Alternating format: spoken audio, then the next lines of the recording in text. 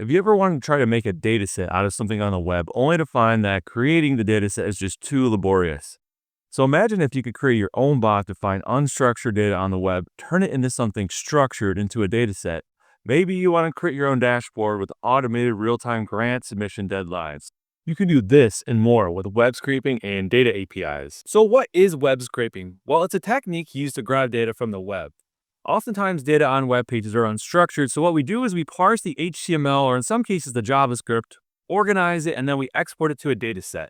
Now, a data API is a set of rules and protocols that allow different software applications to communicate and exchange data. So many large companies that previously let you scrape data from their sites, or they just never did, they often had their own data API you can use. So like Reddit, Facebook, Google, they're examples of companies that have their own data APIs. APIs are more official, structured, and often have limits for how often you can request data.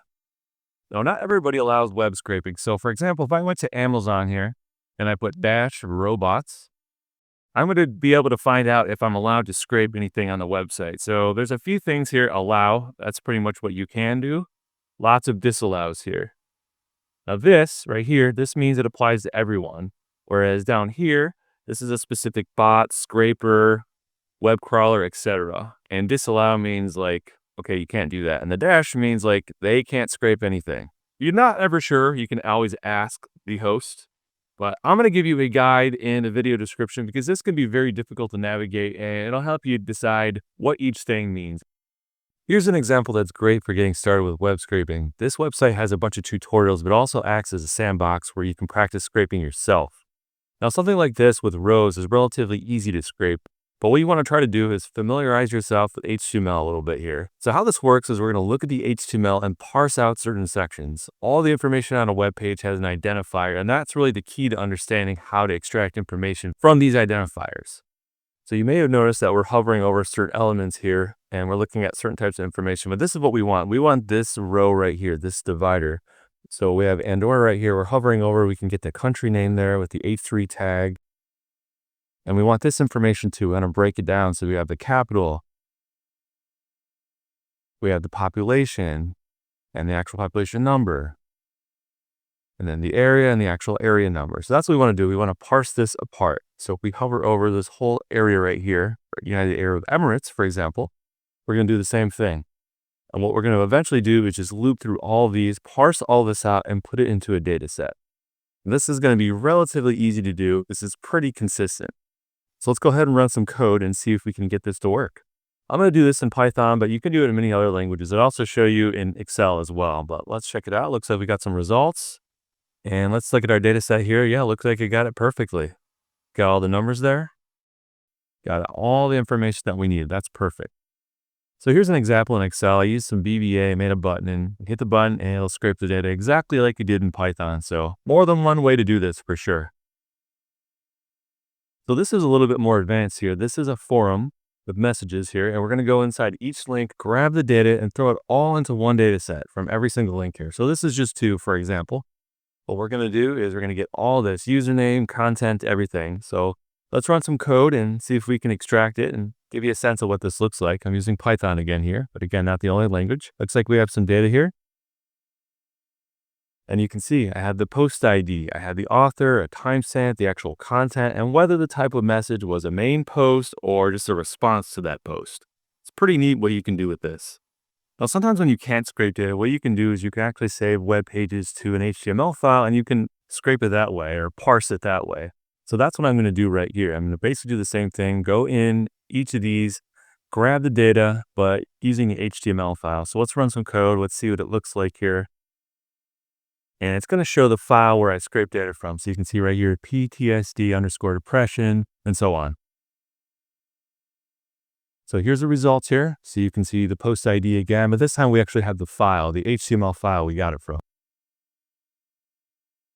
Now let's talk a little bit about data APIs. So this is one of my YouTube videos I did early on. It's about Microsoft Access. And I have a little over 100 comments here. And let's say I'm really interested in figuring out what are people asking about. I want to analyze some data. Now this is just one video.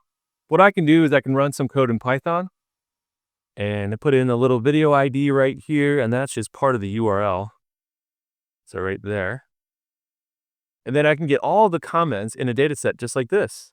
It's really pretty neat. So I'm going to expand this a little bit so you can see better, but essentially you're getting the author, the comment, the timestamp, replied to, so what message someone replied to. And this is just one video, but just look at all this information. Now, it's not terribly great for research, but let's say you're interested in how people feel about a political issue, for example. You could get video from political pundit YouTube videos and you can analyze the comments. You can find a lot of rich data from something like that. Now, with data APIs, you typically need to register to get a key. So Google is no exception. Reddit's the same thing. But basically what you do is you just register. And for Google, you go to the Google API Council here. You get an API key, and then you can just put it in your code. And that's generally how it works. So it can be a little confusing. If you have questions, just let me know in the comments, and I can help you through it. No problem. Now, let's say you're a researcher and you're interested in understanding what nurses are talking about. What are they talking about on Reddit, for example? So this is a great opportunity to show you about data APIs here. So we can get all these posts here. As you can see, the first few kind of match up with what you were just seeing. And we can get all these data. We can even get the comments too. I'm just showing you the posts here, but we can get some stats. We can get a lot of neat data. And yeah, we're literally going in just like this. We're getting the information here. We're getting the post, getting the title. We're getting the actual text in the post. And there's lots of things we can do with your data API here. So you can see here, this one about need advice. We can get all this information. It's really neat. It's really rich data. And there's just so much you can do with the API. And you can just see the level of information that you have here. There's a lot of depth. It's really pretty powerful data that you can get. Acting like Reddit is actually underutilized, to be honest with you.